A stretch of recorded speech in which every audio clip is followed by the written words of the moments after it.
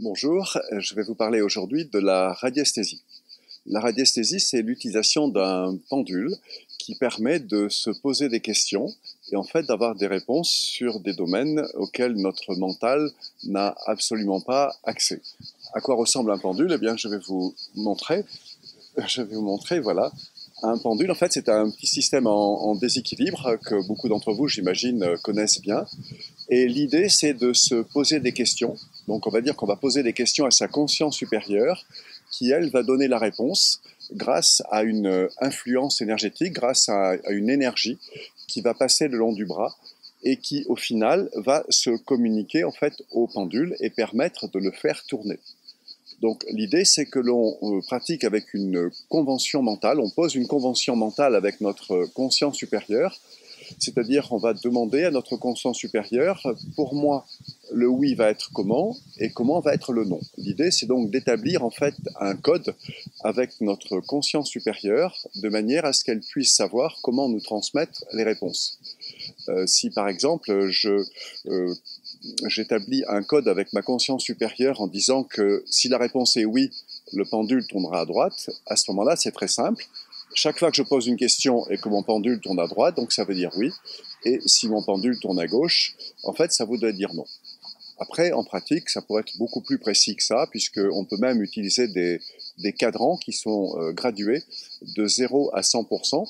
Et on peut savoir, par exemple, si un organe fonctionne à 50%, à 80%, si on manque de calcium, de magnésium, de zinc, ou si tel ou tel aliment nous convient vraiment, quel élixir floral peut nous convenir, quel type d'huile essentielle. On peut choisir exactement ce qui peut convenir à la personne. Et si on l'applique à l'alimentation, comme le fait ma femme Marie-Christine, ça permet de tester les aliments qui conviennent exactement, parfaitement à chaque personne, suivant ce qu'on pourrait appeler l'alimentation individualisée.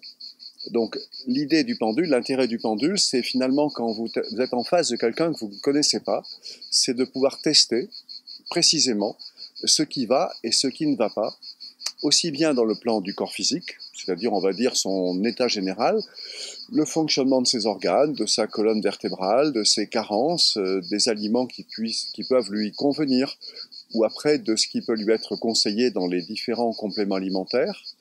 Ça peut être aussi de tester avec précision l'état de son corps énergétique, de son aura. Est-ce que l'aura, est-ce qu'elle est bien centrée, ou est-ce qu'elle a tendance à être décalée? Est-ce qu'il y a un bon équilibre entre les énergies cosmiques ou les énergies telluriques, ou est-ce que la personne a tendance à être un petit peu décentrée, décollée et manque de connexion?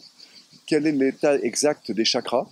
Est-ce que les chakras sont bien harmonisés? Est-ce qu'ils sont bien ouverts? Quelle est la quantité d'énergie couleur? Rouge, par exemple, sur le chakra racine, orange sur le chakra sacré. Est-ce qu'il y a vraiment un équilibre entre le haut et le bas?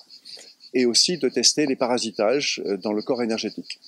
Est-ce que cette personne a besoin, est-ce qu'on peut tester, par exemple, si une personne aurait besoin d'une purification, d'un nettoyage, on va dire, de son champ d'énergie et quelle est la nature des parasitages qui peuvent être ainsi vérifiés. Donc c'est réellement intéressant la radiesthésie parce que ça permet vraiment de tester ce qui correspond à chaque personne et d'avoir une vérification à la fois de l'état réel de la santé, de l'énergie, de la vitalité de la personne, mais également on peut tester ses blessures émotionnelles. On peut tester est-ce qu'il y a eu des blessures d'abandon, de rejet, est-ce que la personne s'est réellement sentie désirée, est-ce qu'elle se sent digne d'être aimée, et on peut tester précisément si ces blessures d'abandon sont de 60%, 80%, et avec les techniques d'effacement des blessures émotionnelles que nous utilisons, on peut vérifier au fur et à mesure des séances, en fait, la réduction de ces différents types de blessures émotionnelles. Et donc, comme ça, on peut suivre de façon très précise l'état du travail. Après, on peut aussi utiliser la radiesthésie dans son sens étymologique, qui veut dire sensibilité au rayonnement, en grec, radius esthésie. Et là, on utilise la conscience, en fait, que l'on va projeter sur une personne, sur des organes, mais on peut l'utiliser également sur des cristaux, sur des arbres, dans la finalité également de la géobiologie, et tester l'énergie qui est dégagée donc par un organe, une partie du corps.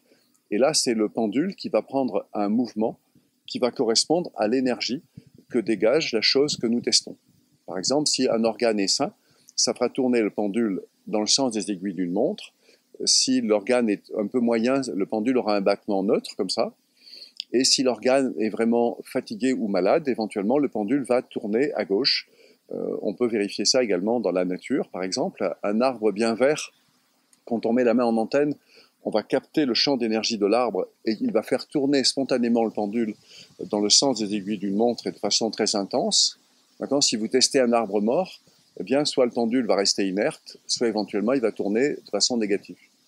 Et donc, comme ça, on peut tester, par exemple, si des aliments vous conviennent, si des cristaux vous conviennent, enfin tout ce qui est l'énergie de la vie dans tout ce qui nous entoure. Et c'est un domaine, je dirais, passionnant, à la fois pour ce qui nous est utile dans notre quotidien, mais c'est aussi prendre conscience que tout est fait d'énergie.